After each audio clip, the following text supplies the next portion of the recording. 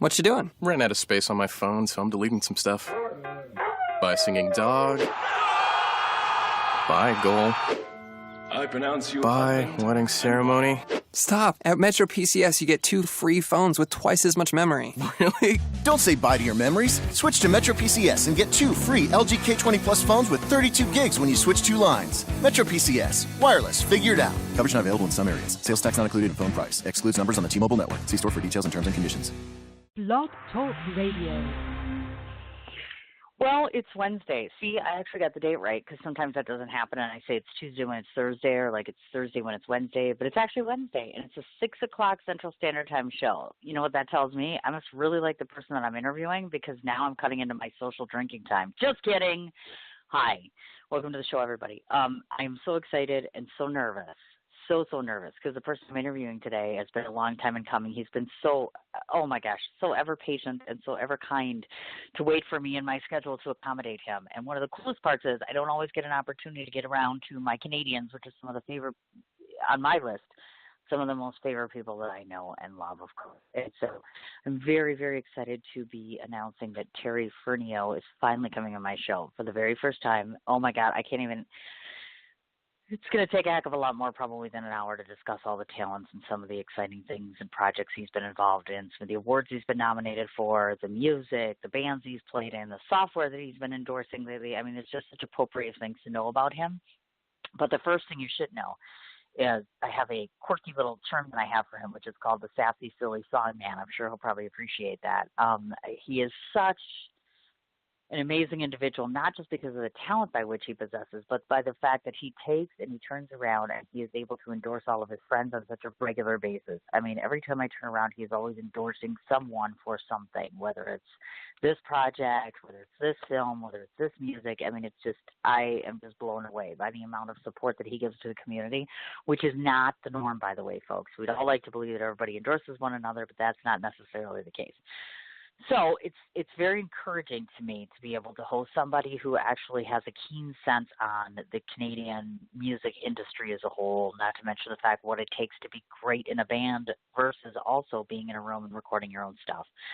So without further ado, since he's on the line, we're going to get started with him, and I'm so excited to introduce my friends on radio to my friend within the realm. Well, he will soon to be in the realm of my radio station. Hi, Terry. Hey, Hello? Cindy, how are you? Oh, you saw Hello, that can for a you hear minute me? there. I was like, okay, can you hear me? Can you hear me now? I can hear you just fine. Oh, okay, good. Yep. I'm just making sure. It's like you're right next to me. Oh, my God. I was just talking about you, obviously, because you're on my show. I was just talking about how it's taken like about 75 years for you to come on the program, and I'm so sorry it's taken such a long time. I'm really sorry. Well, it wasn't just you, Cindy. It was me as well, so don't worry about that. I know, but I feel guilty. You know how it is when you're like, oh, my God, I'm so excited to have my friend on that, on the air, obviously, and you're Canadian. And I don't always get my Canadians on as much as I want. And I get all excited. I'm like, oh, my God, they're coming on. And then it falls through and something doesn't happen. So it's kind of like it's been kind of a excitement and a letdown. So now I'm totally excited that you're here, and it's nighttime, so I can like have a social drink if I want. You can have a social drink if you want, and we'll chat about like all the talents you have. You're more talented than me. I'm so envious in the best way possible. You're like a god. I'm like on my knees right now. I'm not worthy to talk to Terry. So not worthy. Oh, now you're going to make me blush. I That's don't the even know idea. how to Usually they respond to cry, that blush, because it's I that. look at your resume. I look at your resume, and you've got so much going on. Like, I don't know how you do it I all. know, right? Isn't it crazy? Well, it's a lot of alcohol. I'm kidding because I don't even have enough time in the day to drink all the time, but I do try. In fact, I'll be indulging shortly in a little bit of wine here. But, no, I think it comes down to, and you can relate to this, I'm sure. That's one of the first things I want to talk to you about is carrying purpose and passion for what you do, I think, is the foreground for any creative in this world to succeed and succeed well, which is you have to carry both the purpose for why you're doing it and a huge passion to go along with it, which is why that resume is so big. I just love everything that I do so much. I want to start off by telling the audience, as I started to tell them before you got on air, you weren't always doing the songwriting component. In the beginning, you were rocking out in a rock band, and in fact, I'm guessing numerous Oh, ones. yeah. Yeah, I want you to start off and talk to us a little bit about your integration into being into a band and how young you were and what was the appeal to doing that side of the fence at that time, at that age. Well, when we were in probably grade 7. There was 3 or 4 of us that all got guitars at the same time. And the one unifying factor was that we all completely sucked at it.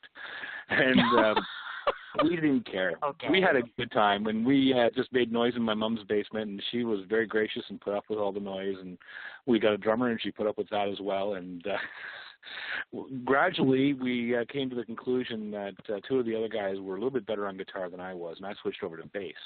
And that changed absolutely everything for me, because I was living in a city of 35,000 people, and at one point, I was the only bass player in my age group in the entire city. So all the teenage bands that were going around, that were playing around town and trying to jam in their basements and garages and stuff like that, all needed bass players. And at one point, I was in 3 different bands at once, and I learned how to play well in a hurry that way. Oh, my God.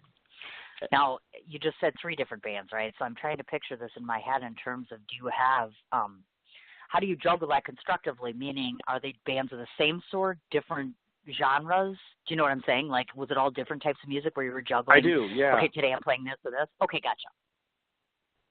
It was about 1976 or 77. I was in high school. And one band was doing what would now be considered classic rock. It was all very contemporary at the time. So Styx, Foreigner, The Cars, that sort of thing. Punk was just beginning as well, and I was playing in a punk band as well. And I don't know how this one happened, but I also wound up playing bass in a Jethro Tull tribute. Oh, my God. Which was very, very different from the others. And I learned a lot about chord structure, and I learned a lot about different kinds of music playing in these 3 different bands at once. And the one that was doing the contemporary rock stuff was also doing a very, very heavy component of original material. And, we're 13 and 14 years old. And 2 of the guys in the band were actually really, really good writers. And I had no idea you could write your own songs at that stage. And they started bringing stuff into the band, and it was as good as the stuff that we were playing that was covers. And it opened my eyes to an entirely new world at that point. Oh, I imagine so. Well, not to mention the fact, of course, too, when you're younger, and I'm sure that you notice this now because we all age, and obviously our talents grows and gravitates towards different things, different directions, etc. But I was curious to ask at that young age, what did you find to be your primary, well, I don't want to say purpose, but just the one thing that you found that you were good at right from the get-go, first time you were in a band? Right from the get-go, I was pretty good at playing bass parts, learning bass parts by ear, which was, I thought, pretty cool at the time. The other thing was, I discovered in the band that was doing original material that I was pretty good at helping with arranging and producing. And I initially had my goal set on becoming a record producer, and that was where I really wanted to go at that point in my life, and I even did some post-secondary education towards that. And let's just say it wasn't in the cards for me to do that. Oh, no. We don't want to delve in there too much then, do we? Oh, my gosh. No, but it's cool. It didn't work out because I discovered a day job that at the time I liked more than the music business, because the music business was pretty ruthless in the 80s. And oh my gosh. I discovered that I didn't really like dealing with other musicians that much at that point in time, because there was a lot of drugs and there was a lot of alcohol and there was very little actual music going on with a lot of the bands that were in the scene that I was involved in. And I got fed up with the bullshit, and pardon my language. Am I allowed to say that? You can swear on internet TV. Internet radio. You could say shit. You could say I got fed up with the crap and walked away from it anyway. And I sold off all my stage gear and put it all into a home studio rig, and decided that if I was going to do this again, it was going to be on my terms, and I was going to be the writer. Sure. Oh, of course. And that was how it began. Well, and also, too, like back in those beginning days and such, obviously you're from Canada versus I, of course, being in the United States. So what I've always been curious to ask my Canadians when they come on is, when you're in a band setup, like here in the States, for instance, you go to a local bar down the road, let's say, and you have like a friend of mine is playing tonight. Chris Crow's over at the Brick. There was gratuitous promotion in Glendale right by my house. But he's a guy that plays in different bands. But like tonight, he'll just pull up like a keyboard and he'll play, original music and some covers, etc. And then sometimes, they expect him to bring in so much of an audience or crowd. Now, I don't know if you remember if it was like that back in the day when you were performing, because you were a kid then. But the trend in Canada, and even so, if you want to talk about it now, do you guys have that still sort of, not so much pay to play, but just you need to bring in your share to get the gig? Does that make sense? I don't play a lot of shows, but what I'm finding is from my other musician friends is that a lot of shows are you don't get paid, you just get the door. So you have to bring people in, obviously. I see what you're saying. The other thing is, it used to be you'd get 3-nighters. You'd get booked for a Thursday, Friday, Saturday night in a bar someplace if you were on the road. Okay. Now you're lucky if you can get 1-nighters strung together to do a weekend. It's much tougher to make a living in playing the bars than it used to be. Well, I imagine so, and that's got to be frustrating because I know what that's like here in like I said, in our states, obviously, it's gotten to a point where it's kind of demoralizing because you want to keep live music alive and you want your musicians to stay excited about doing their passion, but if there isn't money in it and they're devoting a lot of time and energy and not getting paid, it becomes rather frustrating, obviously. So there has to be a lot of passion and purpose, but there also has to be, pocketbook there, otherwise you're not doing anything. I totally get that. Before we proceed, because I have about 85 other topics, I have to ask you this because, of course, I watch your page all the time. My dear friend Terry's been having some car issues lately, so please tell me that Santa Claus brought you a new car because I worry. Oh, my car is just fine. It's a great car. It's a Honda. It's just that things happen in clusters.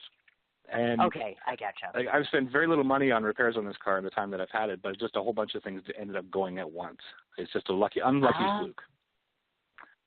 Because I was starting to get worried. Because you know how you watch somebody's... Okay, that's what I thought. Because I'm thinking, okay, either the car is just going downhill slowly but surely, or it's just a mix of bad luck because we all get our share of that. Because I'm like, oh, my God, this poor guy here. It's like having this go on, have this go on, have this go on.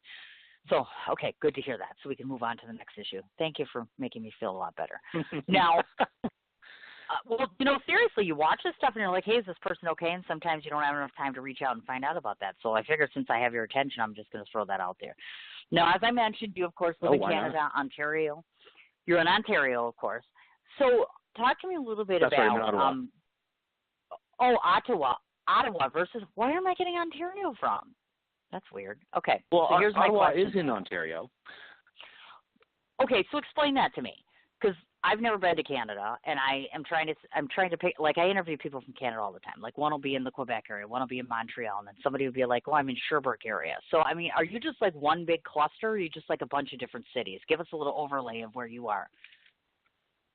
We're very much like the States. It's, we've got provinces where you have states, but our provinces are much bigger physically than any state in the Union, with the possible exception of Texas. To drive Ontario end to end from Windsor to the Quebec border is about a 15-hour drive, I think. It's been a long time since I actually done the whole route.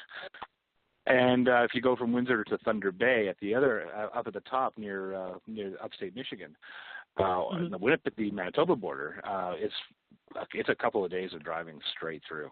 And so that's just Ontario. Canada's vast, and we've got large areas that are fairly sparsely populated. I've never been to Wisconsin, but I've been to Minnesota, and there are some definite similarities between Minnesota and some parts of northern Ontario. Sparse population, lots of wildlife, lots of woods. So it's Minnesotans, and I suspect Wisconsin residents as well, are almost Canadian. See, I like that because somebody once told me they're like, depending on what end of Canada you're at, it only takes you to get like from Wisconsin to that part of Canada like 4 or 5 hours. But I'm like, that certainly can't be some areas because I've Googled some areas and it's like, oh, it's 24 hours away. So I'm just trying to figure out what the closest end of Canada to Wisconsin is. Is there such a thing? Because somebody claims it's like 5 hours away. I believe that your closest major Canadian city is probably Winnipeg from Wisconsin. If you go straight up, I think you drive into Manitoba. Got it. I think. I haven't got a map in front of me, but I think that's no, that's close. okay. I want to research that because obviously, of course, I want to come to your country for more reasons than one. Like, for instance, I have to bring it up. I have to bring it up because you live in Canada. Okay, so tell me what you people think of us at this point, because I'm sure you know that January 20th meant the inauguration of a person into office. And you're from another country, so basically I wonder, what do you think of this craziness? Is it like nuts to you guys? Or you're like thinking, God, I'm glad I'm Canadian? I don't mean that in a bad way. I totally mean that in a good way. But you know what I mean? Yeah. The vast majority of us up here are more liberal-minded than the Republicans in the States, for sure. We do have our right-wing party. We have the Conservative Party of Canada, and we just went through 10 years under their reign of terror, in my opinion. But oh my that's just my opinion. But we, a lot of us think that you have made a colossal mistake in electing Donald Trump, and we're very worried about what the next 4 years are going to bring us. Amen. Thank you very much. But, it's done, and there's nothing we can do about it. So we might as well just live with it and go along for the ride and hope it doesn't turn out as bad as we think it's going to. Well, right. And that's what I've said all along to other people. Is I said, yeah, it must seem a little strange to people like yourself because you don't live here and you see this going on and you wonder, very different. It's definitely, some of us are liberal-minded like yourself. So we're worried. We are just worried. There are a whole handful of us that are worried, even though there are huge amounts of supporters on the Trump side of the fence. I have to lay a lot of the blame at the feet of the Democratic Party, of course, because they chose a candidate that they knew was not very popular, and they made it easier for Donald. And it's really unfortunate the way things went down there when you had a perfectly good candidate that could have beaten him. And no, I agree. It is what it is, right? And there's nothing we can do. Right. Well, yes, and I don't know how much, and I'm curious about that because I don't really know much about the politics in your country, but I can tell you this, which saddens me, and I'm sure you've seen me say this before, is just the amount of turmoil that the country is in, and not even so much over who the president is, but the fighting and all the stuff that goes along with politics and all this other stuff. You bring up one thing, and there's so much hatred and ugliness in just talking about the election and Democrat and Republican, and it just seems like it's become very personal. Do you know what I mean? The middle ground has disappeared entirely too, and that's the most dangerous part. Is there's no centrist political movement at all in the U.S. It's either all the way to the left or all the way to the right, and that to me is the most dangerous aspect of it all, because all it does is creates more division and more hatred and more anger.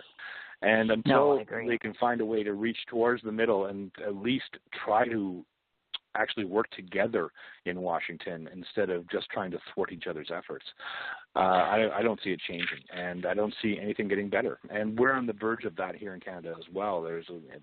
The Liberals and the Conservatives are very polarizing, and our third party, the New Democratic Party, is a little further to the left than the Liberals here. So there is the middle ground. The Liberals are basically a centrist party here, which is a good thing. But even they're a little to the left for some people, and the Conservatives are too far to the right for some people. So there's we have some of the same divisions here, but they're not as extreme.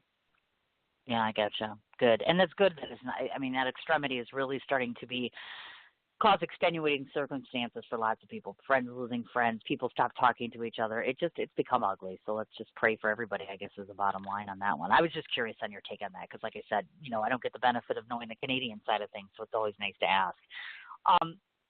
Now, I want to talk about this because this is a huge thing, and I'm so proud of you, and I'm so excited, and we're going to delve into this. As I understand it, you're a platinum blood donor, which is awesome because I can't donate blood because I'm anemic, so I can't do that.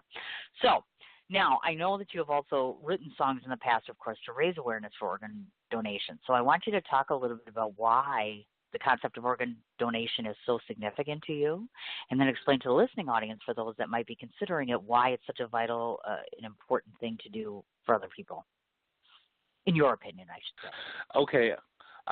For me, it's very personal. I have lost a number of family members to cancer over the last several years. Oh, goodness. And one of the major components in treating cancer is chemotherapy and radiation, of course, and that destroys the immune system of the patients. And the way to rebuild that is through blood platelets. And once I'd been giving whole blood for a number of years anyway, just because I feel it's a good thing to do. And I heard about the platelet program and learned more about that and realized that I could directly help other cancer patients and burn victims, who are the two primary recipients of platelets. And I also found out that you can donate every 2 weeks for that here in Canada. I'm not sure what the rules are in the U.S., but here in Canada you can do platelets every 2 weeks as opposed to every 2 months for whole blood. Gotcha. And as a result, and because of the lifestyle I have, I can go in regularly and do that donation. And it doesn't take long to rack up a lot of donations when you're doing them every 2 weeks. Wow. Pretty impressive, I have to say. And I totally understand that usually. Talk to me a little bit about the song that you did to raise awareness for organ donation, because I'm sure that people listening in have not heard of it before. Talk to us a little bit about conceptualizing it, putting it together.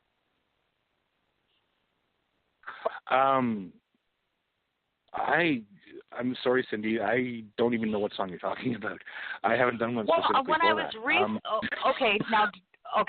now let me just say this, because my standard MO is to do, I'll talk to other friends, and of course I'll do internet research. And somewhere on the internet, it indicated that you had done a song at some point that raised awareness for organ donation. So unless I misread it, or maybe it's out there and it shouldn't be, I guess that's why I'm asking you, because I assume that if it's reported, it's true. But if you don't, you don't. I mean, yeah, I'm trying to think. I have done the occasional show that was to raise awareness. Maybe that's I've done it? things like that. That must be it, because I haven't written a song specifically for organ donation. Well, maybe that's what you should do. Is maybe you're on the show today, so you can be like, hey, you know what? I need to do a song to raise awareness for organ donation, which I don't necessarily think is a bad idea. So there you go. I just threw you an idea right there. I think it's a brilliant idea, actually. I think that's totally. And well, it really is. I'm starting to think about things. Yes, this is absolutely awesome. Now, to those that don't know this, maybe we could just go over some of the credentials in terms of, or some of the criteria, I should say, if you want to become an organ donor. Can you advise us as to how that happens exactly? I really know very little about how to go about being an organ donor. Truthfully, I don't know what the regulations are in the U.S. Here in Canada, we can actually fill out an application on our driver's license application. And gotcha. There's a spot on there for organ donation right there, because, well, let's face it, the vast majority of people who die while they're still healthy die in car crashes. And they want something that's right there in your wallet, that when you're at the hospital, they can tell right away if you're an organ donor. And I don't know whether it's legally binding or anything like that, but it just lets them know at the hospital that these are your wishes anyway. And to me, that's an important thing, because time is so important when it comes to organ donation. And I think France has the right idea. They're actually instituting a new law over there that it's presumed consent unless you say otherwise. Wow. And I think that is the way to go. It takes the moral ambiguity out of it, because if you have religious beliefs that don't necessarily condone organ donation, but don't specifically deny it either, it means that you can just not fill out that form, and your body will be donated where it's useful without you having to deal with any of the religious ramifications of that choice. Holy mackerel! Look at that. Well, in some ways, I figure once I'm done with me, they can do whatever they want. Just take me and dispose of me at will, or use me as you can. That's awesome, though. Yeah, you can use my kidneys to play hockey in the hallways of medical school if you want to. I don't care. That's cute. I like that. It is. So listen to that. Take what's useful and play and do whatever you want with the rest of it. Yeah. You betcha. And of course, obviously, we want to remind everybody how important and significant it is. Even if you do it a couple of times a year, just going out and doing the blood donation thing or the plasma thing, hugely important in the lives of other people. It kind of goes without saying. And absolutely. I mean, you're in and out within an hour. I think it was the last time I did donate a long time ago. And then once the anemic thing came out, they're like, "No, you shouldn't be donating." I'm like, "What am I going to die?" But they're like, "Oh, you shouldn't do it." So I'm like, "Whatever." But folks, really, seriously, it only takes about an hour of your time, certainly. And if you get a minute to check into the whole organ donation thing, I'm sure if you go to your local DMV, they'll be able to advise you in terms of, getting it on your license. They should be able to advise you, and the American Red Cross should be able to advise your American listeners as well. That's what I thought. Look at this. We're like one big public service announcement. How exciting. Speaking of which, we got to talk about this. Just like it wasn't fabulous enough that A, he's a platinum blood donor, B, if you even look on his page for even more than half a day, what you're going to find is the work of other people, which I find astronomically wonderful, because I do that myself all the time. He is huge on promoting the work of other artists, and that's awesome. And why? Because that doesn't happen. Let me tell you, I'm in an industry where people are usually they can be very good about promoting like talent, but it's a rarity. It's becoming more of a rarity. So I commend you hugely on your ability to go out and promote other individuals who are doing the same or similar work as yourself or trying to establish themselves. So I thought to myself, this is so cool. I'm going to shut up for 2 minutes. And if there's anyone off the top of your head that you could think of that you want to promote, that you think that anyone in my audience should know, take your 2 minutes, talk about your friends, talk about anybody you want. Go. Oh boy. I know, right? There are a lot of people, yeah. Mm-hmm. There's some amazing. Don't talk about Chelsea and don't talk about Marshall, because they've been on the show. Oh, that's no fun at all. Well, I can't help myself. They've already promoted themselves. So I'm like, well, we can't really say them again. Well, here's the way. The thing is, the Canadian country music community is a small one. There's only if you go to the convention that they do every year, the Canadian Country Music Awards, there's about 1,000 of us, and that's a small industry, and we're competing against all the big wheels from Nashville, and it's difficult. And there's some fantastic up and coming artists here that they're still independents. We don't have a major label system like they have in the U.S., so it's much tougher to break through here in Canada. And like there are people in every province. I could work my way across the country. There's I'm in Saskatchewan alone. I'm working with 5 or 6 different artists, including one that I think is going to be a very, very big deal named Tegan Little Chief. And I was introduced to her by another songwriter from Calgary who contacted me. He said, they need something in a hurry because she's going into the studio next week, and they decided the song that she was going to cut isn't good enough. And he said, I don't have anything, but I thought you might, so have a go. And I got in touch with her. I found out what she was looking for, and I sent her a demo that evening. And a week later, she recorded it, and 3 weeks later, it was released. That's unheard of. That does not usually happen. It doesn't go that fast here. And she took that song as an independent artist with basically no backing at all, just her and a woman doing radio tracking for her. Managed to get that song into the 80s on the Canadian country music charts and all the way to number 1 on the national Aboriginal charts. Oh my God!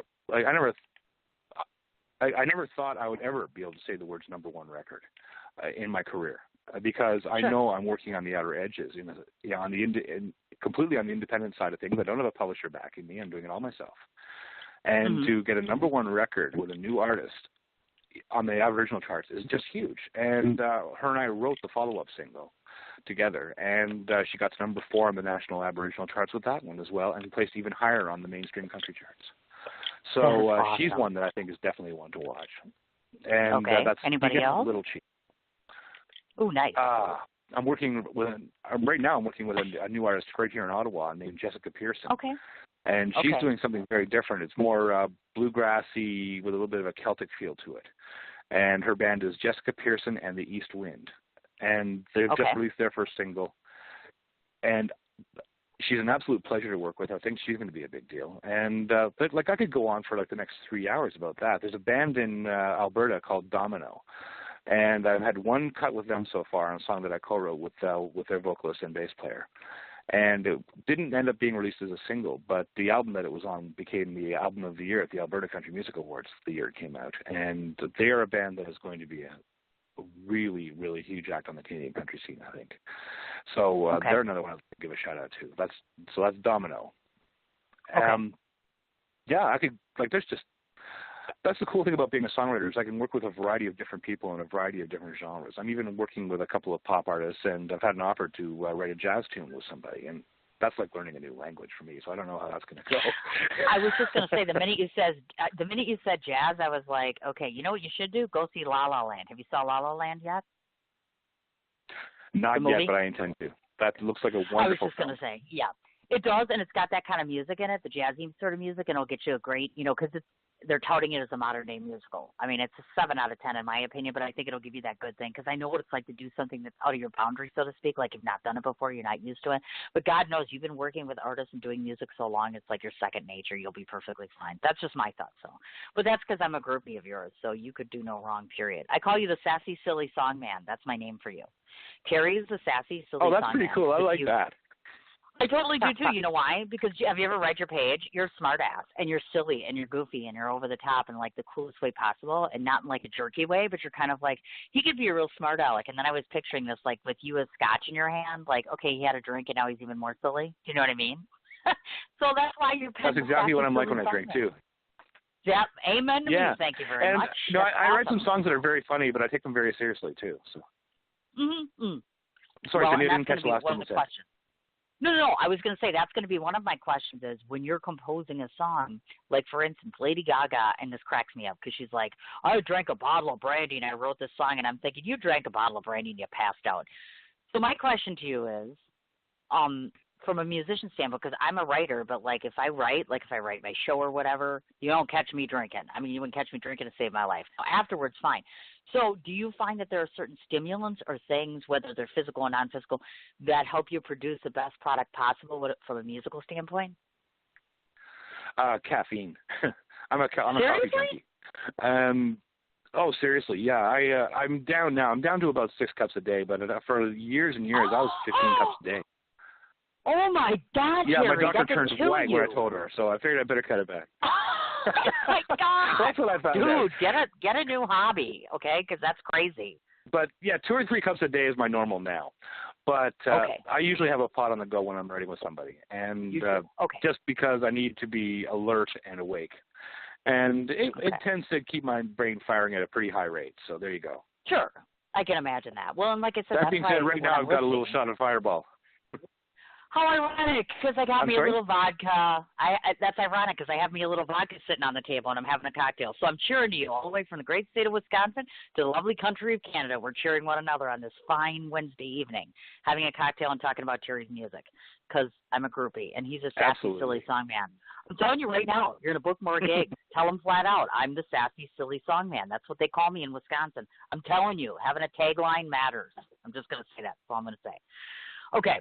On to the next thing. As an artist, I agree that a tagline definitely matters as well, and that's one thing I was talking to Jessica about. Oh, totally. Right. Yeah, you have to be able to sum it up. It's like pitching a movie. You have to be able to sum yourself up in one phrase. So I'm going to do just it's that. like when you go into a pitch a movie, it's like Jaws in a high rise. If you're pitching a movie idea to somebody, it's whatever it is. Oh my God, you are too funny. How would you pitch Sharknado? Yeah. Well, that's a tough call, actually. So if I were to ask you to give yourself a tagline back then for when you were rocking it out, what would you say about yourself? What would your tagline have been for yourself? I know, good question, right? We do the tough stuff on my show. That's a really good question. Yeah.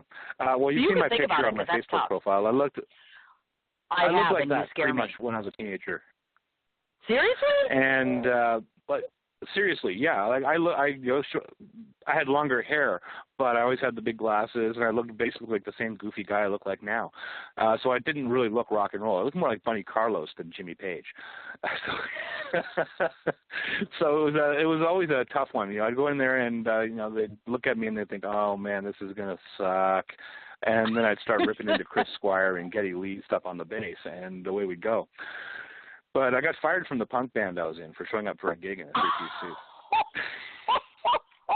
Are you serious? I'd had enough of their crap, and I wanted out anyway, so I figured I'd make it easy for them. Oh, I got it. So you kind of provoked your firing. I was going to say, I can't even picture somebody firing you. Yeah. That's like absolutely insane. Serious? Seriously, that's exactly what I did. They let me play the gig because they needed me. But as soon as that gig was over, they said, don't come back. No, I totally get what you're talking about. It was the most fun I ever had getting canned. Well, that's what I was going to say to you was, like, for instance, how important do you think it is? And this is a little bigger than a tagline thought, but it does go along the same line, which is how important is it to micromanage yourself on social media? Because everybody talks about nowadays the secret to your success is, I have 8,000 Instagram followers. Hell, I got 700 some. And I'm like, you know what? Oh, well, I'm not stressing. But you know what I mean? We have so many social media platforms. So how important do you feel it is to be able to manage yourself well on social media to do well in the real world? Make sense? I think it's very important. And I also think that this is a case, if you're an artist, where it's a good idea to bring in a social media professional, someone who really knows what they're doing to help you with it. You still have to do a lot. I am very distrustful of people who don't do any of their own posting because that's letting it go too far the other way. But having someone that can, first of all, in some cases, maybe help rein in your wilder impulses. I know Blake Shelton has had some issues with that in the past. Right. But someone who knows how the game is played and can help you maximize social media without overexposing yourself or without letting you do something stupid that's going to damage your career. And there are companies that specialize in that. There's a very good one here in Canada called Black Mountain Social Media that's run by a very good friend of mine. And she's working with some young and up-and-coming artists and helping them avoid making some mistakes along the way. And I think that's very important. And, you can have a personal page and you can have a professional page. That's also another way to go for a lot of people. And I've got both. I find that there's a lot of crossover between the two for me just because of the way I am. I have a hard time separating my social life from my musical life. And that's just I me. see what you're talking about. No, I agree with you. I have absolutely no separation. You've read my wall long enough to see that I'm pretty blunt and pretty open and pretty out there. I think there should be a small division. I get you're like all me, the time. no filters. Like, I know, and that there's some people that literally will message me and they like, I totally love that you have no filter, and I'm like, right? Because who's going to yell at me? I mean, seriously, who's really going to yell at me if I say something I shouldn't? I'm like, come on now, what's the worst thing? I've been trying to be on the positive kick lately, where I'm like, okay, nobody has a reason, but I do get yelled at it all the time. Like, you're this personality, you're not supposed to talk. Oh, I'm not supposed to be human, right? Now that I'm on radio or now that I do this, I'm not human anymore. So I guess I can't act like I'm human, right? You know what I'm saying? Yeah, I don't buy into that. Right. I don't buy into that at all. I think that's exactly. People projecting their own hang-ups on you.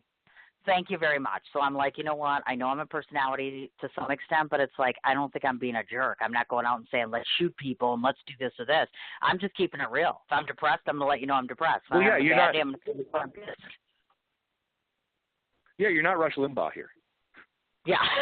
I don't want to be Rush Limbaugh either. Thank you very much. No, don't want to do that. I don't no, think I the don't world needs another one of him.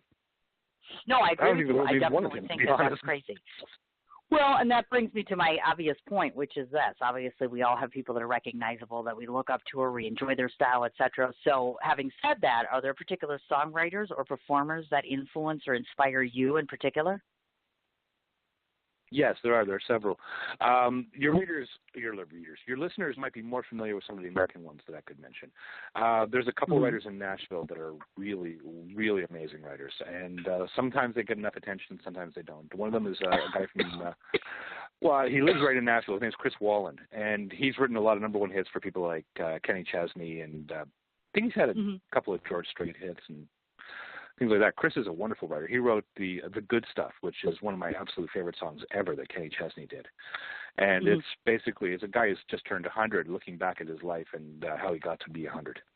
And that to me is the kind of song I aspire to write in my life. I would love to write a song that has that kind of impact on people. So Chris Walland is definitely near the top of my list in terms of people in Nashville. Hugh Prestwood is another one from Nashville. He lives in Nashville now that's very, very solid. He wrote the song Remembers When. That was a big hit for Trisha Yearwood back in the 90s. More contemporary, there's a young guy by the name of Dave Berg. Well, I guess he's in his 40s now, but Dave Berg is very, very good. He co-wrote "Stupid Boy" with Sarah Burton. Burton or Buxton? Sarah Buxton, I think. That was a big hit for Keith Urban. Dave also co-wrote "Moments," which was a huge hit for a Canadian band called Emerson Drive. And he's a writer that I really like. Also, in terms of Canadian writers that are down in Nashville now, my absolute favorite writer is a woman by the name of Patricia Conroy. And she's had a lot of hits on her own up here as an artist, plus as a songwriter working with other artists here. But she has a cut on the new Reba McEntire album that is absolutely beautiful. Oh, nice. So she's somebody I really like.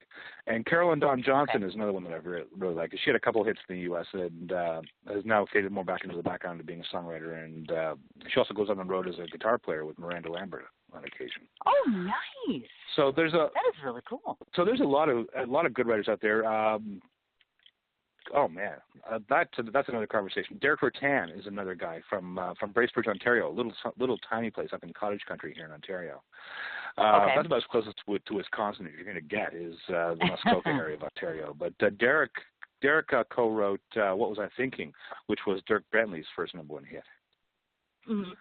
And Derek's another writer that I really admire, his work ethic and the quality of the stuff he's doing. Like right now, it's kind of frustrating listening to country radio because so much of it is drinking beer down by the river with your girlfriend and her Daisy Dukes who doesn't even have her own name.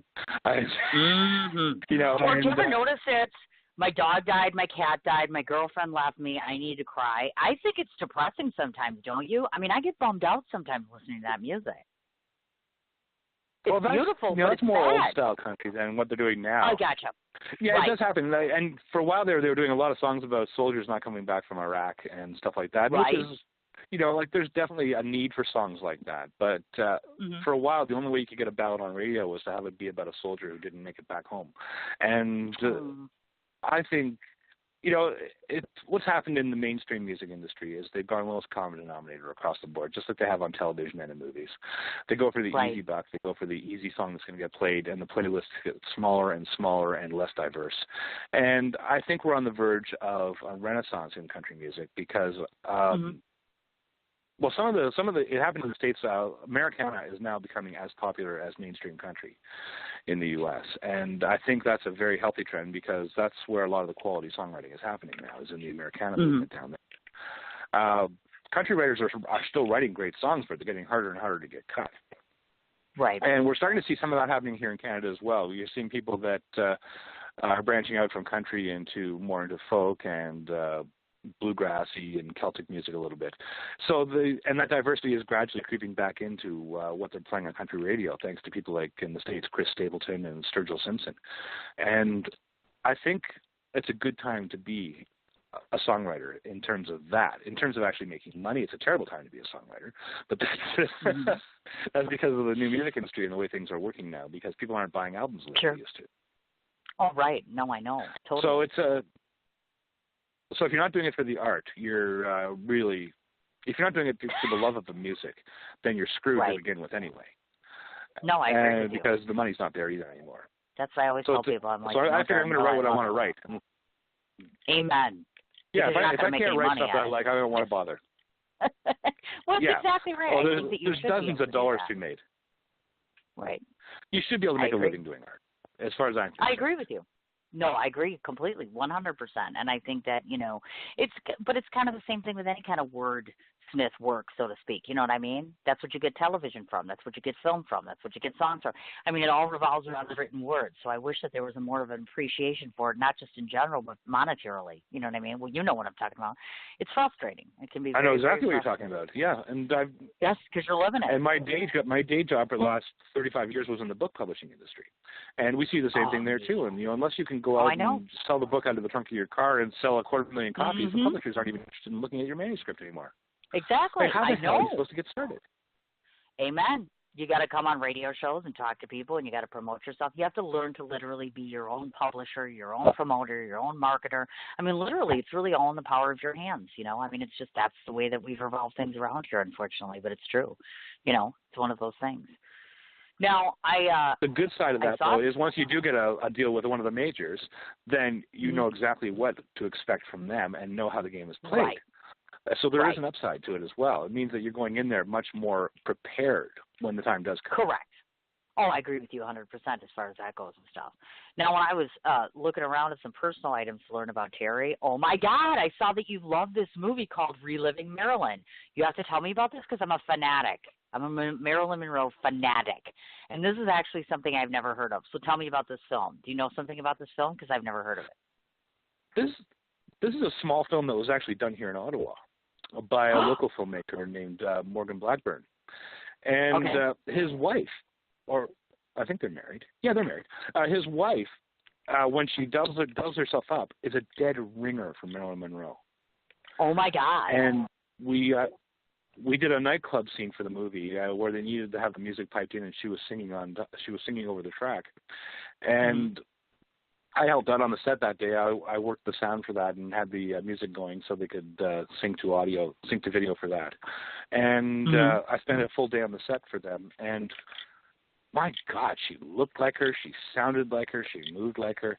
And it was absolutely extraordinary. And then when they finished shooting, I got a chance to say hello over chatting. And she has an incredibly thick Quebecois French accent when she's talking normally. Oh, my gosh. But she was able to sing exactly like Marilyn, and it was wonderful. It was a really fun experience. I haven't seen the finished film yet, but the parts that I have seen have been extraordinary. Oh my gosh! No, I'm so excited. We have to keep me posted on that because I totally would be digging on that. I would absolutely love to check that out, without a doubt. I mean, I'm putting my bid in right now. Absolutely love that. Well, if you shoot me a message afterwards, I can actually put you in touch with the director, and you can talk to him and maybe set up an interview. Oh, that would be awesome! Oh my God, I love you. You rock. That's it. Done deal. Absolutely wonderful. Now, before we keep talking about how wonderful you are, I have to do a sideline here because we like to talk about this. I have various artists that come out all the time. I know that you got your education at Chatham Collegiate. Now, some artists swear by the fact that life experience is the best that there is, meaning they went to school and dropped out, or they went to college and dropped out, or went to college and finished. So talk a little bit about how your educational experiences have kind of well-rounded you in terms of an artist, meaning that, like I said, some folks think that playing and writing and composing is the best practice there is out there. So to those that are listening in that might want to embark on a career, whether it's being a songwriter or being a musician, what would you advise in terms of educational experience? Listen to everything. Don't just, if you like heavy metal, don't just listen to heavy metal. If you listen to heavy metal, listen to classical as well. You'll hear all kinds of wild violin solos and violin concertos and things like that will inspire you as a guitar player. If you're a drummer, listen to jazz, listen to Motown. Love Motown. Listen to absolutely every genre you can, unless you really, really can't stand it. Like, I'm personally not a big rap fan. I find it very difficult to listen to a lot of gangster rap stuff. But even there's good and there's bad. But you have to develop your ear. You have to develop a sense of what's good and what's not good and why. And that's the key. Take the song apart, analyze it, learn the structure, find out what they're doing and what works for you and what doesn't work for you. I learned more listening to Motown than I did listening to country. Really? Oh, yeah. Like, I grew up near Detroit. On the Canadian side of the border, but very close to Detroit. So. Gotcha. So I grew up right in the era with the Miracles and the Four Tops and the Temptations and Stevie Wonder and Smokey and all those guys. And you learn about songs when you're listening to those 2.5, 3-minute pop songs on the radio. And what you learned listening to that stuff and listening to the Beatles or any of the other bands from that era is how to put a song together. What makes the song tick? Mm-hmm. And that lesson became crystal clear when I was in about grade 6 or grade 7. My music teacher was giving me a ride home from school one night because I don't recall the circumstances. There was something going on, and I had to go to do something for the school at another school in town. And my music teacher was there, and he drove me home afterwards. And on the way home in the car, we were listening to Simon and Garfunkel, and I'd never heard them before. And I said to my teacher, I said, why aren't you teaching us this kind of stuff in school? Like, why aren't you letting us listen to this kind of stuff? Because this was at a time when they had us sitting in the library with headphones on listening to Mozart and considered that teaching us about music. And he said, I would love to, but my hands are tied by the curriculum. This is what I'm told I have to teach you. And I know that some of it works and some of it doesn't work, but this is what they told me I have to do. And it's up to me. We'd be listening to this, we'd be listening to the Beatles, and, he'd start rattling off things that I should be listening to, and I started taking notes. So he turned me on. This would have been around 1970, I guess. Okay. 71, 71. And he said, listen to Simon and Garfunkel, listen to the Jefferson Airplane, listen to the Beatles, and then he'd go back and he'd say, listen to the Glenn Miller Orchestra. Like, he was just telling me key artists from different eras and different types of music that I should check out. He mentioned Chris Christopherson. He mentioned Bob Dylan. That one never did take with me. I never really got Dylan, but he mentioned Dylan. He mentioned some of the other big folk artists from the '60s, like Joan Baez and oh my gosh, Pete Seeger, and some of the early folk artists that to this day I still listen to a lot of this stuff, And he said, you'll never hear me talk about any of these people in the classroom because I'm not allowed to. The curriculum was very, very tight in those days.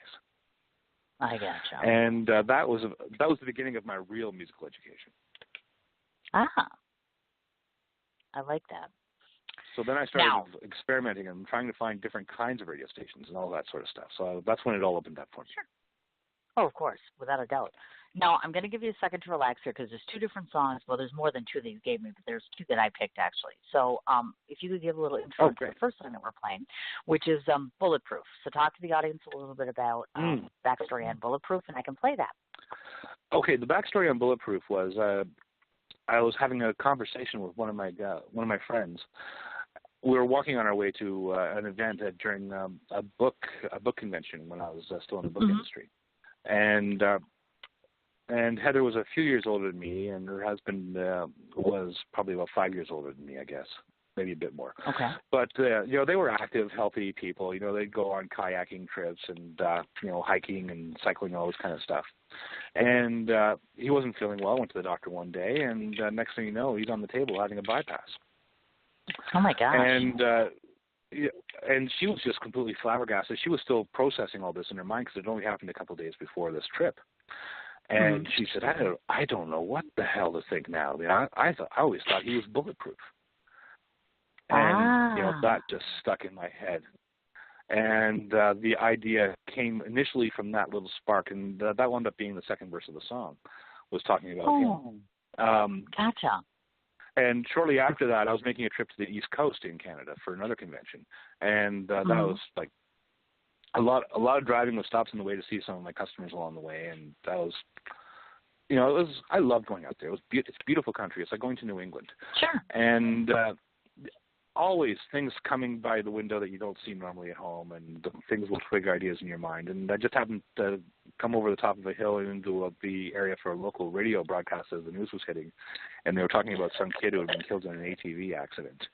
And that got my mind going in a totally different direction. And gradually over the course of this 3-week road trip, this song came together with some elements of truth, some elements that were completely made up. And I was looking for something to unify the entire idea together. And I wound up stopped at a traffic light, and I looked out my side window, and I saw one of those old-fashioned red and white barber poles. Remember the old barber poles that you used to have in all the small towns? I saw one of those for the first time in years, and all the pieces fell into place in that instance, and the song was finished later that day. Oh, my God. And that's all I can say about it. That's awesome. Well, you don't need to say anything else because I'm going to play it. So we'll give you a little rest for 3 minutes and 50 seconds. This is Bulletproof. Yep.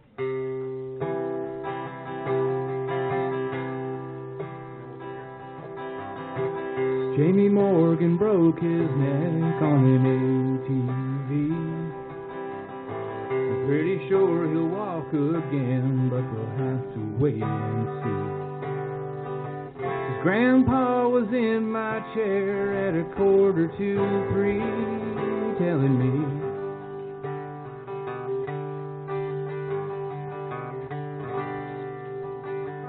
Ronnie ate the right foods and he didn't drink or smoke. When the doctor called him in, he thought it was a joke. Quadruple bypass later, he just about went broke. You never know.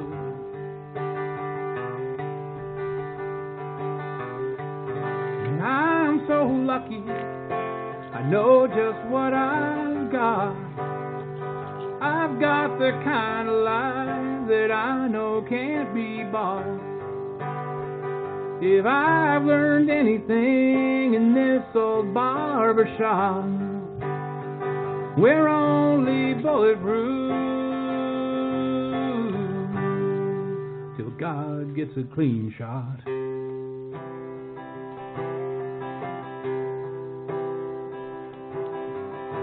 I've had cheating husbands in here when they got caught, and teenage boys who tell me which girls they think are hot. Then the angry dads come in and I help those boys to not get shot.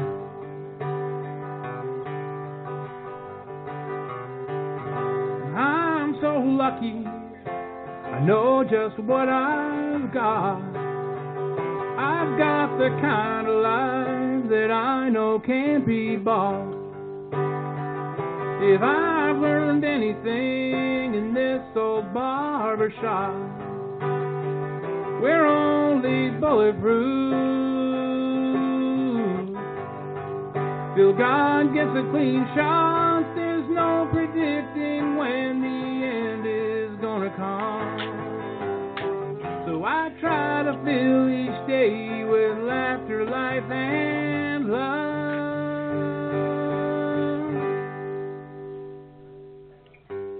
I gave Jamie his first trim when he was 2 years old.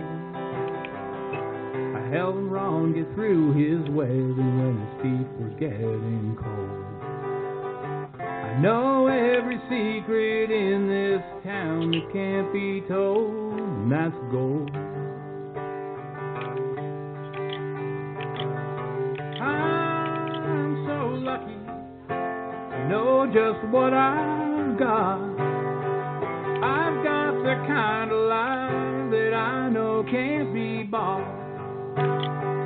If I've learned anything in this old barbershop, we're only bulletproof. Till God gets a clean shot.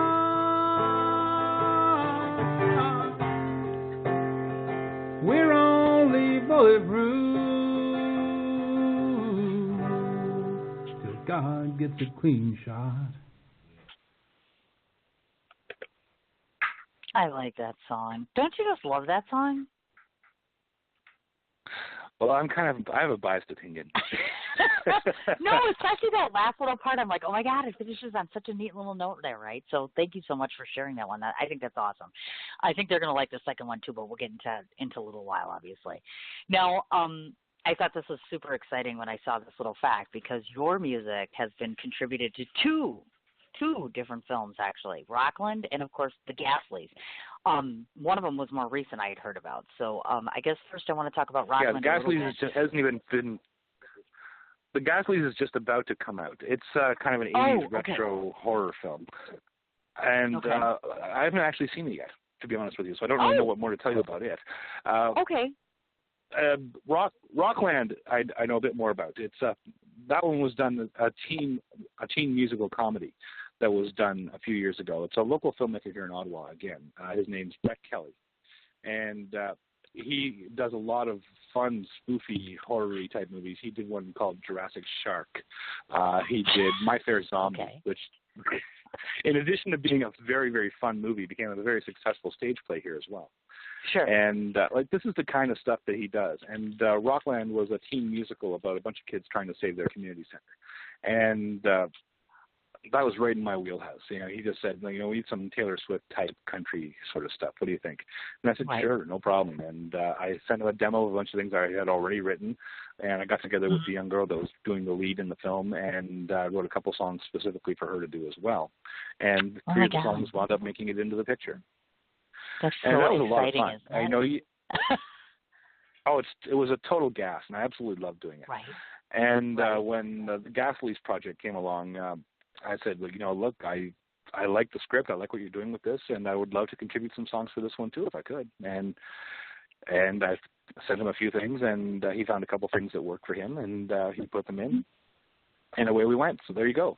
It wasn't even a case of actively pitching my stuff to the big leagues, but on a small scale, this is the kind of things that are being done. There's a tremendous filmmaking community here in Ottawa, and I'm becoming more involved in that over time as well. As I do a lot of background work in TV and film production here as well when I have the time to do it, and because of that, I'm meeting people in that world, and the opportunities are coming to pitch my songs that way, and that's one of the few areas of the music industry that's actually growing is movie and film placement.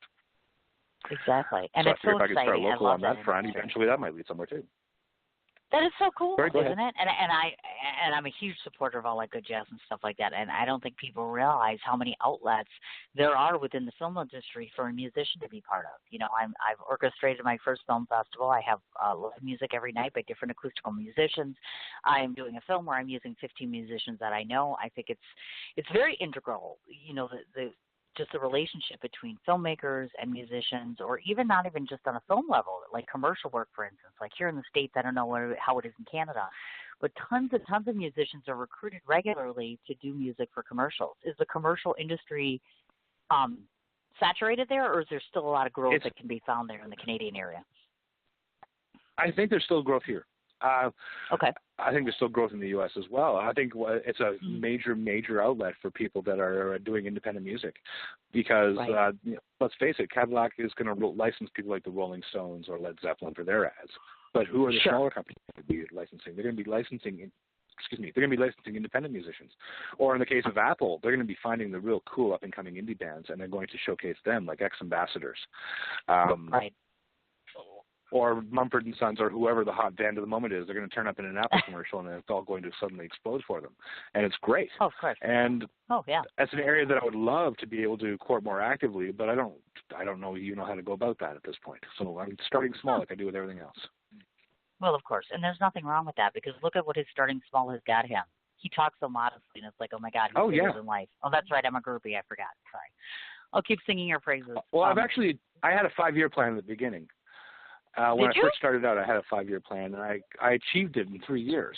And I haven't figured out what the next 5-year plan is yet. Oh my God! Listen so to you. How funny!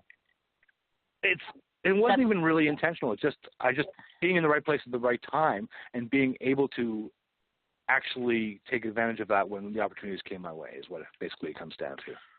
Oh, of course, I agree with you. And you can't look opportunity. You can't win if you don't play. Well, right, and you can't not look at every opportunity. I tell people this all the time, and I'm sure you know this. Networking is huge. You never know when you have one conversation with that one person, how that will lead to 75 conversations with other people, which will lead to an eventual gig or a job or whatever. So you can never take for granted one opportunity to connect with another person. I think wholeheartedly that's a huge thing. Absolutely. Definitely. And knowing when to say no is every bit as important as knowing when to say yes. Oh, right? Yeah, I'm bad at that. I'm like, yes. I'm a total yes man. Because otherwise you can get overloaded yes too. Woman. Yeah, welcome to my world. It just happened today, as a matter of fact. It's always yes, because I just feel too guilty to say no. So I'm like, okay, it's fine. Yeah, that doesn't always work. You're absolutely right. See, you just taught me something. You're going to do a donation song, and I'm going to say no more often. Well, you get caught up in the moment too. Like, oh hell yeah, that's a great idea. I'm in. Right. Oh wait a minute, exactly. I don't have time for that. And that can happen. It occurred to me at that time. Exactly. No. I know. I'm getting smarter. I'm trying now. I want you to talk about. It's a learning process.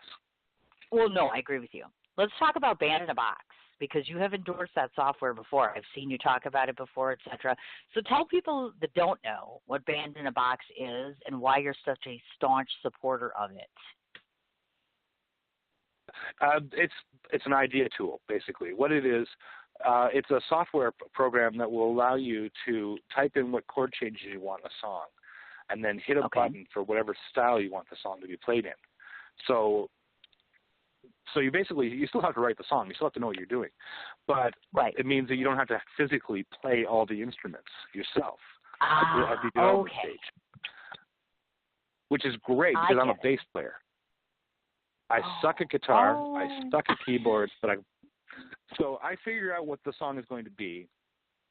I type in the chord changes, and then I can try it in a variety of styles and a variety of tempos, basically with the click of a mouse, and try it in different ways. And depending on if I'm working with an artist or working with a client that wants something specific, I can take that song and I can play it as a country ballad. And I say, I really like that. I wonder what that would sound like if we wanted to do like a big band, Diana Krall type arrangement. What that was. Let's find out. Click, click, click. I can send them that as an MP3, and they can hear it that way too. Oh my God, that is very, very cool because it means that I can adjust on the fly. And some of the demos that I've done with Band in a Box. Well, the song that I was talking about earlier that Tegan Littlechief took to #1 on the Aboriginal charts was a Band in a Box demo entirely. I didn't play any real instruments on that. I did the track in Band in a Box, and I threw a vocal on top of it and sent it off to her. And it was solid enough for her to take to the producer and say, this is what I want. And the producer then brought in real musicians to play the stuff, of course.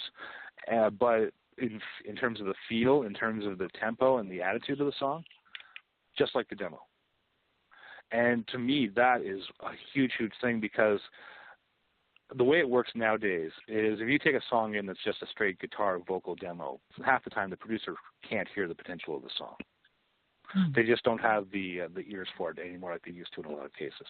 So you have to go in with something that's fully produced. Now, how do you do that? You can go in and spend $2,000 in a recording studio and basically wind up hugely in the hole before you even pitch the song, or you can find a way to do it on the cheap at home. And I choose option B every time. I agree with you. Because it means I have low overhead and I can do what I want to do and I can make it sound like I'm hearing it in my head. And to me, that's the thing. They can make it. They've made the software is so advanced now. It was pretty chintzy when they first started. It was all MIDI tracks and it sounded like it. but now they're using samples and loops of real musicians and real top-notch players, like Nashville A-list guitar players like Brett Mason playing guitar parts for them and stuff like that.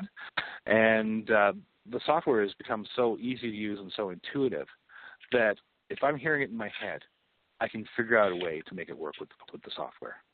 And they have been hugely supportive of the kind of stuff that I'm doing as well. And we have a bit of a mutual admiration society going on. I love that. That's awesome, though. That is totally cool. So that's a company from Victoria, BC called PG Music. And the product is Band in a Box. And they've just released the 2017 version, and I haven't got it yet. But they've every time they do a new update, there's 40 or 50 new features that make it even better and easier to work with and more versatile. And it's a great tool for jazz musicians as well, because you can type in just basic chords, and then you can hit a button, and it will do the jazz inversions and the ninths and the sevenths and all the weird stuff that the jazz players like to do. And it will reharmonize the song using jazz chords for them. And you can also set up backing tracks with it that you can use to play your own soloing over top of and practice your music that way, too. It's a wonderful, oh, my God, is that cool? software. It does. It sounds terrific. That's awesome. Wonderful. Well, good. Well, thank you, only because I like to expose the audience to new things. I think that's really cool. Oh, Not that I'm a musician. I love promoting them, too. No, I love promoting them because they're great people to work with, and I think their product is absolutely amazing and deserves wider exposure. So I'm all for it. Awesome. That is amazing. That is cool. Now, talk to me about that damn Kenny Chesney song. I saw that and I started to laugh. And I'm like, what the hell does he mean by that damn Kenny Chesney song? I love Kenny Chesney, and I'm not going to lie. I think all of us women love him. Well, we just love him. Let's just put it that way. We just love him. I think he's absolutely brilliant. Pretty. I know, right? And he's pretty. Not that should matter, but he's pretty. Just saying. Sorry, that's just my little he is a good-looking guy. I can definitely he's very good-looking, isn't he? He wouldn't be my man crush. Well, I get that, but still, So what thought about that damn Kenny Chesney song? Because I'm like, seriously, we love him. We do love him. Well, when you're driving in the car and you'll be listening to the radio and the same song will come on. And it'll come on like 3 or 4 different times you get in the car. Just by coincidence, it'll be at the same point in the playlist, and the same stupid song will play over and over again. And you'll get tired of it, and you'll start switching stations, and it'll keep coming up on whatever station you punch it to. Well, it was one of those. And it was a summer that he was having a really, really huge radio hit, and it was just everywhere. You walk into Walmart, it's playing over the PA system. You get in the car and turn it on, and it's playing on the country station. You switch over to the pop station, and they've got a pop remix of the thing playing. And it was everywhere. And I had another song that I was working on, and I realized halfway through that, oh, crap, I've got to trash this one. It's the same chords as that damn Kenny Chesney song. That is too funny. I can just see the look on your face, too.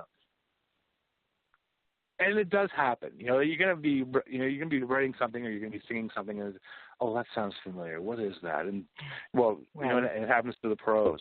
Like George Harrison with "My Sweet Lord" and "He's So Fine" by the Chiffons. Oh my God, I love that terrible mistake. Oh my goodness gracious!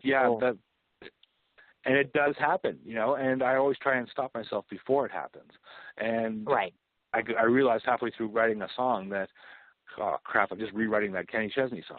And the idea of that damn Kenny Chesney song just as a phrase, I thought was pretty damn funny, so I wrote it down. It is funny. That's the one reason it caught my attention. I was like, seriously, is he kidding about this? Apparently you're not kidding about that, because that's what I wanted to ask you about. I'm like, who the hell writes a song called that damn Kenny Chesney song? And I'm like, I wonder if Kenny Chesney knows about that. Maybe we should tweet him and say, do you know there's that damn Kenny Chesney song? It's got your name in it? Or would that get you in trouble? Probably. Maybe. I don't know. He was touring with Brad Paisley one summer, and I actually tried to pitch it to Brad Paisley. I thought oh my really God, would that be cool, right? But I couldn't get it past I couldn't get past his management office. Oh my God, that is too I did try. God. Well, but to take the conversation back a little bit, this is a demo. The song you're about to play is the actual Band in a Box demo. The only real instrument on there is the bass part. The rest of it is all completely I think you would be wrong. Now, which song do you think I'm going to play? Well, you told me you were going to play that damn Kenny Chesney. Actually, no, I'm not. I just wanted to talk about that damn Kenny Chesney song. Oh. The other one that I'm going to sorry. play Okay. is I'll Bring the Party. Because I like it. I like I'll Bring the Party, so I picked that. I'm sorry I didn't pick Kenny Chesney. Sorry. That's okay. I'm glad you're playing I'll Bring the Party. You're playing Tegan's version, of course, though, right? Well, right, yes, and I like that, Good. and so I'm like, okay, fine, so we'll play that, but we're not going to play it right now because I'm going to talk to you a little bit more. So I was curious because just so you folks know that are listening, and Terry, the majority of the time, the sense that I get is that he is usually composing music that, of course, there's a number of different artists that are using his music. So I wanted to, curiosity begged for me to ask you if you've been writing songs and performing them yourself, meaning like I wrote this song for Terry, meaning myself, and I played it myself at a gig or wherever, meaning do you often write for yourself, or is it just primarily now at this point all the various different artists? Primarily I'm writing with the intention of pitching to other artists. In most cases nowadays I'm actually writing with the artist. That being said, I do three or four shows a year where I go out and perform my own stuff. And this year it looks like it's going to be a fairly busy one because I've already done one show and I've got a second one already booked. A lot of times it's songwriter circle type shows where you'll have 3 or 4 different songwriters up on the stage at once and they'll take turns doing songs and telling the stories behind them and that sort of thing. Those are my favorite shows to do, and they're my favorite shows to attend as a listener as well. Oh, I imagine. And those are great because I can talk about the songs and I can actually also promote the artist that's going to be doing them and that sort of thing as well, which is also a good thing. But everybody wins in a situation like that. Plus, you get to hear the song done in a very stripped-down acoustic version, like the version of Bulletproof you played. That's a recording that I did with the guitar player that I usually play with. It's not a very good recording because it wasn't intended to be anything more than a rehearsal tape. But I gotcha. But it turned out pretty well. It turned out very well. And that's the version that we usually do live. And I can go out with a song that has been done with a full band in the studio and do an acoustic version of it and pull it off live in most cases. And to me, that's a lot of fun because I'm getting that direct audience feedback that I don't normally get as a songwriter because I'm not the one out there usually performing it.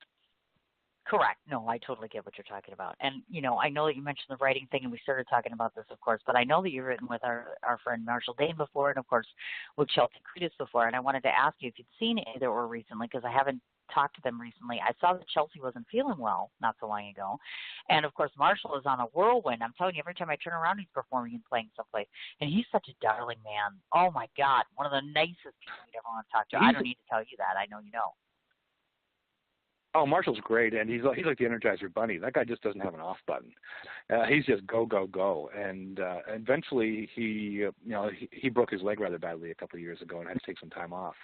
But even that didn't slow him down. He kept doing what he could do from home and from his chair. And, but he's a dynamite performer. He's somebody that you really should go to see live if you get a chance to see him. Oh, I would love to. Chelsea, I don't know quite as well. Okay. Sorry? No. But Chelsea, I don't know quite as well. Okay. She's another one that I think is going to be someone to watch because she's come a very, very long way in a short time as a singer and as a writer herself. Right, I know. And she's sweet, and she's young and pretty, and oh my God, too sweet. She is, and I think she could have a very, very long and healthy career. I think, but you don't know. You know, I wrote with both of these people before they were that well known. And Chelsea particularly, I was writing with her when she was 16 or 17, and the stuff that I was writing with her wouldn't be appropriate for her now because she's grown so much already as an artist. Right. Oh, you betcha. And I'm hoping to write with her again. Oh, that would be awesome. Next time I talk to her, I'll let her know that. I'll be like, hey, I just talked to Terry and blah, blah, blah. Because I want to touch base with them because I usually like to have people. I like repeat performers, like they were on the show and then they come back again because I want to see how the progression's gone. Like for the year and a half that they were on or whatever have you. So I'd like to do that. That would be awesome. Now, I also know that you were a featured performer at the Diamonds in the Rough showcase during Country Music Week, and that is so exciting. So talk to me about what kind of experience that was. Did that freak you out a little bit? Because I imagine that's got to be that's a big kudos to you. It was great. It was huge for me because it was in London, Ontario this year. This is one of the showcases that takes place during the Canadian Country Music Awards. So basically it's our equivalent of CMA weekend. So it was a big deal. And I wound up in a showcase on the last night of the weekend after the actual award show. The very, very last performance of the night was me.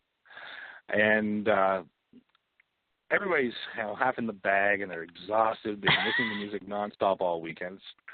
So I figured 30, 40 people. It's not that big thing. So I thought the pressure was off, and I treated it as such. And I went in relaxed and did my thing. And there turned out to be about 300 people in the room, and it was just a blast. Nice. And oh the conversation instantly changed from being, yeah, we should write together, that would be great, to when are we going to write? So instantly it went from being platitudes to let's set something up. And with cool. a lot of people that were in that room. And so it turned into a huge, huge opportunity for me that I wasn't really expecting it to be. But for me, it was basically a chance to go down and play a handful of my songs for some people that I knew were interested. And that was the way I approached it. And I had a really good time. That's awesome. Absolutely. And kudos to you on that. That's so exciting when something like that happens. I'm like, oh, my God, that must be amazing. So kudos to you on that one, of course. Now the Testament, and to make it even sweeter, it was close to my hometown as well. Oh, neat. So that was pretty cool. So oh. It was like playing. It was so. Like playing at home. So yeah, it was a city that I used to live in. Oh my God. God. It was London, Ontario. It was like 40 miles from where I grew up. So it was basically as close as I'll ever get to playing a hometown gig, and that was pretty cool. And that's awesome. That is cool. Congratulations. That's neat. I like that. Oh, that's an awe moment there. That's amazing. Now, I don't need to tell you that the Testament, and I could go on and on all night long about his nominations and things that have come up for awards here, obviously, but I will mention the Juno Award, the Saskatchewan Country Music Award nomination for Song of the Year, the Juno Award for Best Aboriginial Recording. I can't spell because I can't read my own handwriting. Aboriginal. Obviously. Exactly. Basically the Aboriginal Recording Award. That was for my first cut as a songwriter too. That one. Oh my God! I wrote that one with the artist. His name was Donnie Peranto. He's an artist from Prince Albert, Saskatchewan, and he's known in the States primarily as being Neil McCoy's fiddle player for 12 years. Okay. So we had some people in Nashville who got to hear it, and they were buzzed about it too, and they thought it was great. But Donnie put out the album up here, released the song as the first single off the album, and we got the Song of the Year nomination in Saskatchewan for that one. And I thought, well, this is pretty great. And then the album went on to get a Juno nomination, which is the equivalent up here to the Grammys. Like it's as big as it gets in Canada. And oh my God. We didn't win the award, but to actually be nominated and I think Robbie Robertson had an album out that year that was nominated, and Bucky St. Marie had an album that was nominated. Like, just to be on an album that got that kind of attention was just way beyond my wildest expectations. Oh, I imagine. And that was a huge thing. Oh, I bet, without a doubt, absolutely. Speaking of national Aboriginal charts, the song we're going to be playing tonight, I'll Bring the Party, hit #1 on the national Aboriginal charts in Canada. That's so exciting. God, I just get goosebumps just listening to that. That's amazing. You guys will like the song. I've listened to it this evening among a few others, so we'll get to that in a second. But before I play that music, I wanted to talk about the two things that people may not know, which is you've done 2 different CDs, Second Chances and, of course, First and Foremost. So tell people kind of the who, what, when, and why on that, meaning can they still access both of those CDs? Tell us approximately when both of them came out, and tell me a little bit about how successful both of them were. And are there any differences between the two in terms of music and style? Basically what they are is they're collections of some of the demos that I've done here at home. I did them initially just basically to use as samplers to give to people that I wanted to work with, or to sell off the stage at the occasional shows that I did. So nothing really high and lofty there. They never made it onto iTunes or anything like that. But you can still order them off my website, and I burned them to fill orders at this point off my home computer. So no fancy packaging or anything like that. Or you can order them as downloads, and I will actually send you the MP3 tracks, and do it that way if you'd like to do it that way. Basically, the idea for me was just to have something that I could sell to my friends and family and help finance new equipment, or just to give me some validation for what I'm doing. And I wound up selling about 100 copies of each of the 2 CDs with no promotion whatsoever, and only doing 2 or 3 shows a year. And got reviewed by Maverick Magazine in the UK.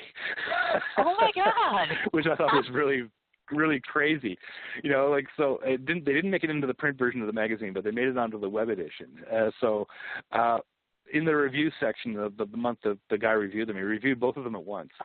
And on one side of them is a Rodney Crowell review, and on the other side there's a Dolly Parton review. And here I am stuck in the middle of that, and I got higher star ratings than either of them on their album. And I thought it was the weirdest thing, and I thought it was really funny. Wow. But how do you know, right? Right. Well, of course. And like the songs themselves, I feel are they're good, but they're not professionally recorded. My vocals are so-so, and they're done in my home studio. Like there's nothing really extraordinary about the recording process or anything like that with them. They're just my home brewed demos. But the songs themselves seem to touch a nerve with some people. So there you go. Now my question is, do you foresee yourself doing another one of those CDs somewhere in the future? I'm hoping to do one this year. I thought I was going to be doing it last year, but then real life stuff got in the way, and I just never got around to doing it. But I've got enough songs put together now that I could do one. It's more difficult now because I'm doing so much co-writing with other people for their projects, and I'm not spending as much time on writing by myself. So it's taking longer to compile the songs this time. But yes, there will be another one. Absolutely. And it's going to be the title is going to be Third Time's the Charm. Oh, I like that. That's really, really cool. I do. I think that's awesome. Okay, that brings us. That brings us to I'll Bring the Party. So give us another little intro on this one. This one I like. I definitely like this song without a doubt. It's just very catchy, and it's been stuck in my ear, literally stuck in my ear. So tell the folks a little bit about I'll Bring the Party. Okay, the quick version of the story is I got a call from a producer that I knew in Winnipeg, and he said, I'm working with a young singer. She's looking for something really badass, very high energy, Carrie Underwood, Miranda Lambert type stuff. Do you have anything? I said, yeah, absolutely. I'll get it to you tonight. And then I went downstairs and wrote it. Wow. Pitched it. I sent the MP3 off to him at about 2:00 in the morning. He messaged me back the next day. He said, I absolutely love it. I think it's fantastic. And he sent it to the artist, and she got in touch with me, and she loved it. And she said, yeah, this is fantastic. It's perfect. It's exactly what I was looking for. And then about 3 days later, she texted me back and said, yeah, that song, it's not really going that well with the rest of the songs on the record, so we're going to pass on it. Oh, no. Oh, man. And later that day or the next day was when I got the call from Calgary from my buddy Troy Kokel, who's an amazing songwriter out there. And he said, I just got a call from a woman named Tegan Littlechief. She's looking for something. She's going into the studio next week.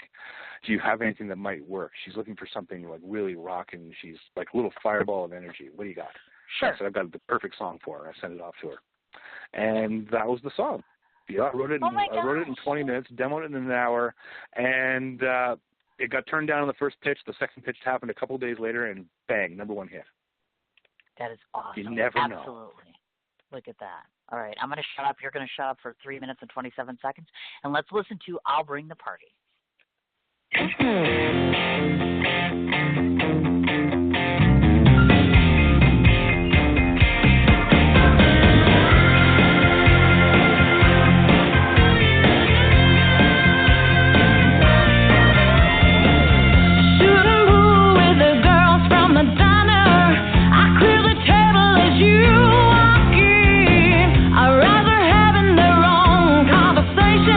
What they're saying might be a sin.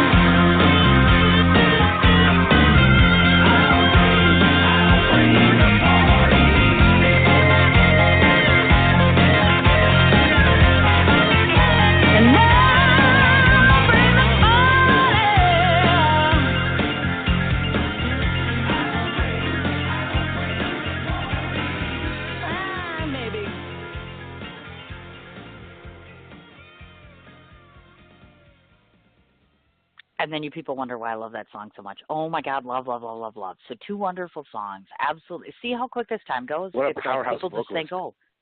oh, right? And people always think that this show is just going to drag on because they're like an hour. And I'm like, oh, my God, see, we're almost at an hour and a half. See how the time goes? It's amazing to me. It just goes so fast. So I hope that I've made you more comfortable to where it's not like a radio show interview, you know, like one of those, like I'm dreading this radio show interview, like it's original and out of the ordinary. So we have It's great. I'm loving this. Thank you. We have 2 business things to do, and I'll let you get on with your evening. Actually, I have a fun-filled evening of – oh, wait, I'm not going out, actually. I've had a beverage or 2, and now I'm thinking I might want to do a Mad Men marathon tonight. I haven't watched that for a while. Do you guys have Mad Men over there? Did you guys get that series over there? It's available here. We haven't watched it, but it is available here.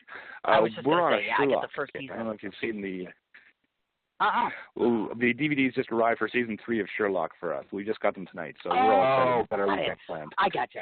There you go. And I'm just excited tonight because I'm like, well, if there's nothing on TV, let's just plop in Mad Men because there's no such thing as a bad Donald Draper. So I'm like, it's either that or Sopranos night because I might be into that. We'll see. So there's 2 last things that I have to do with every interview. First of all is I'm going to go through all the various ways for people to find you on social media and otherwise. So let me read through all of this. Let me know if I've missed anything. So here we go.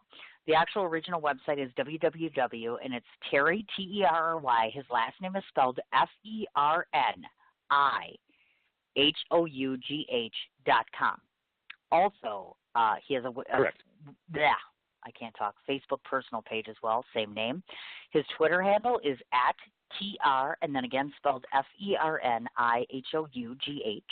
He can also be found on CD Baby, Songwriter, YouTube, LinkedIn, ReverbNation. He also has an IMDb profile. He also has a Facebook page which is also Terry Fernihough Songwriter. So there's a personal page and then there's an actual songwriter page. And I do not want to forget this, darn it, because I didn't mention it. But Terry is also one of the founding members of Country Music Association of Ontario. So we don't want to forget to mention that, which is www.cmaontario, which is ONTARIO.ca, because that's an important thing. Darn it, I wanted to mention that about the CMA thing. So you can be found there as well. Did I miss any place where people can find you? I'm not on a CD Baby, but other than that, we're dead on. I'm telling you, no more internet research. That's it. Darn it. Okay, so you're not on and CD you got all the Baby. rest of them right. Just check the CMAO website, and you got the correct website for them as well. So everything's perfect. Of course I did, because that's absolutely important.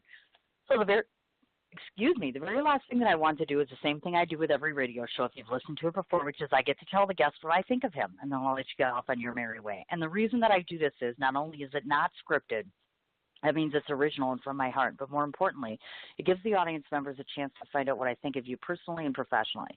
So I never know how these are going to go. Sometimes people cry. People sometimes don't have anything to say, like they can't talk. So I'm like, okay, so hopefully this won't freak you out. But these are my impressions of you, Mr. Terry. First of all, I had to look up on his Facebook page how to pronounce his last name. That's kind of gay, I know, but it's Fernihough, and I think I got that right because it even says on your page, pronounce you it did get it Terry right. Fernihough. Yes. So these are my impressions of Terry Fernihough. So here we go.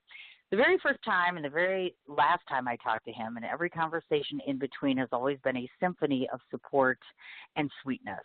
That's first and foremost, in my opinion, the mark of an average, wonderful individual. First of all, anyone who is as supportive of me as he is should give himself his own award, because I have to tell you that I'm a difficult pain in the ass sometimes. So the fact that people give me such allegiance, such loyalty, such love, and such likeness, as I call it, is absolutely amazing. One of the coolest things about Terry is that he doesn't take himself too seriously, nor does he take his work too seriously. By that I mean, he takes what he does with a passion and a purpose. However, he never gets too fully ingrained upon anyone or anything to the point of too much seriousness or too much silliness, as I call it. You're a very intense individual, but you're also very interesting. You're very intelligent. The work that you produce is important, and it's also of the highest quality. What I've noticed about some of the songs that you've produced is of high quality, high sound, the genre that it is, it fits in and fits within its genre well. And more importantly, it's music that people want to listen to. It's music that makes people want to move. And more importantly, it's music that people want to pay attention and notice. You are noticeable. The work that you do is noticeable. The people that you that you commingle, as I call it, with are not only creative chameleons, as I call it, because they're multitasking, but more importantly, they're kind and wonderful individuals that bring everything they have on stage, just like you bring everything that you have to a keyboard or to a notebook or to whatever mechanism that you're writing your next song on. I have to tell you that of all the men that I know in Canada, you're probably one of the most humble, the most humane, and one of the most honored that I am to know, because you are that talented and you are that truly sensational. The best part of knowing you isn't that you write songs, it's that you write messages and you write melodies. Continue to do so every time you do your work. So if anyone hasn't reminded you lately, you have passion and purpose, but you matter because your work matters to me and so many others. It's a gift to know you. It's a gift to expose the world to you, and I hope that I die still knowing you and all of the talents that you possess.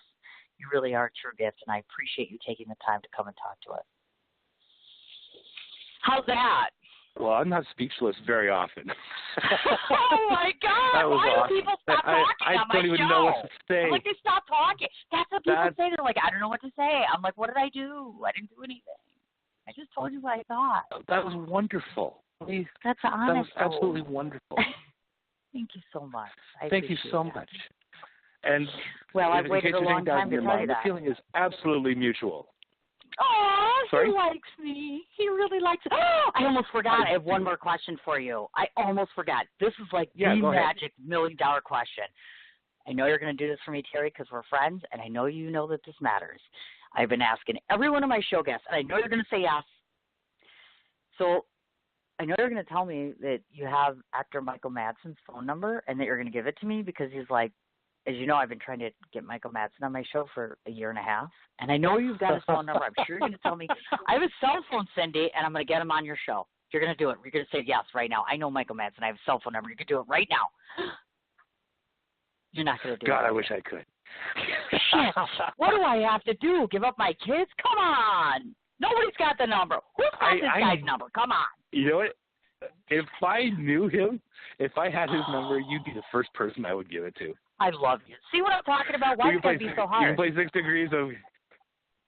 You know what? 6 Call Degrees Kevin of Michael Bacon. Madsen. He must know him. I know, right? I'm sure he knows him, but I'm like, I keep getting close. I'm like, I'm so close. No, I'm not. I'm so close. Yes, I am.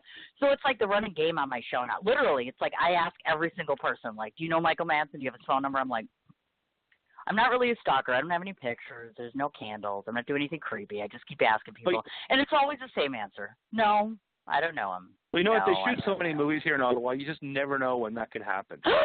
Right? You know, I've been God. I've been on set with Michael. I've been on set with Michael Keaton and Michelle Monaghan, but I've never met either. Oh my God! But if I were on you. set with Michael, if I ever end up on set with Michael Madsen, I'll try to find a way to get. I'll find a way to get to him. Yeah. Yes, awesome. That sounds wonderful. Awesome. Now, on that note, now that I've left you speechless, I'm going to let you get off to your evening. This has been awesome. Well, I have a question for you before you go. Yes, sure. I totally agree, but I have a question for you before you go. Who's Michael Madsen? Oh, my God, are you joking?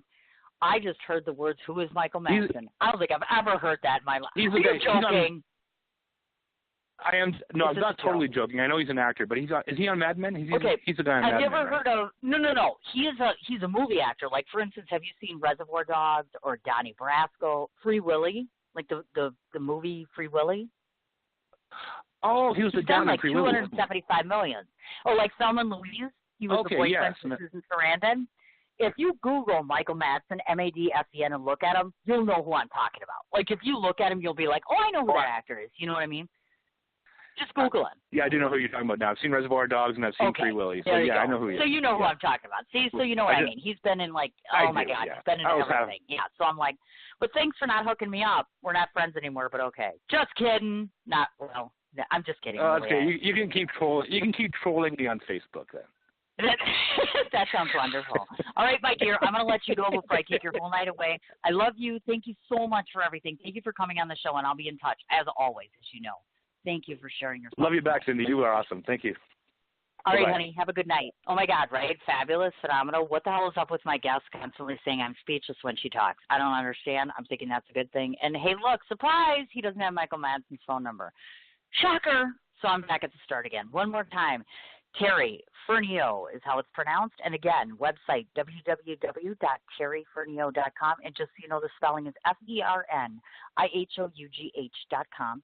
He's also on Facebook with his personal name as well as Terry Fernihough songwriter. So either or songwriter component, meaning to keep track of his whereabouts and what he's doing. www.cmaontario.ca, which is, of course, the Canadian Music Association of Ontario, of which he's a founding member of. So do check out their activities as well. He has a Twitter handle, which is @TRFernihough. He's on Reverb Nation, YouTube, LinkedIn, and he has an IMDb profile, of course, due to his contributions in film.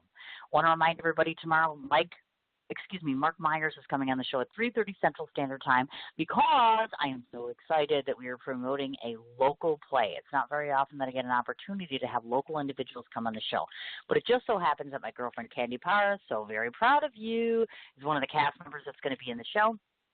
The name of the play, and it is debuting actually this weekend, is called Blind Dating at Happy Hour. Actually debuts Friday at 7:30 Central Standard Time. That's at the Lake Country Playhouse, which is located at 221 East Capitol Drive in Heartland, Wisconsin. Starts January 27th. The director, Mark Myers, on the show tomorrow, 3:30 Central Standard Time. We'll be talking about blind dating. We'll be talking about his directing experience and how to get tickets and how to get a chance to go to the red carpet premiere and meet me and Candy and the director both. So, thank you so very much for tuning in. Thank you so much to Terry for being such a wonderful guest. Thank you to my listening audience. Thank you for being so attentive. I will talk to you guys tomorrow at 3:30. Have a wonderful evening.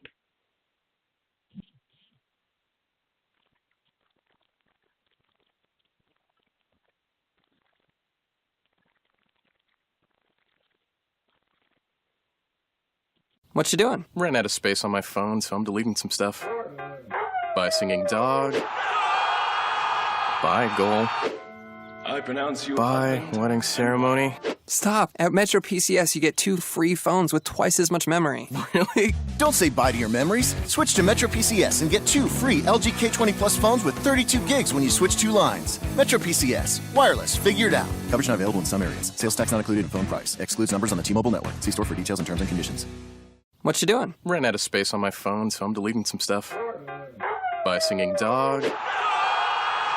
By goal.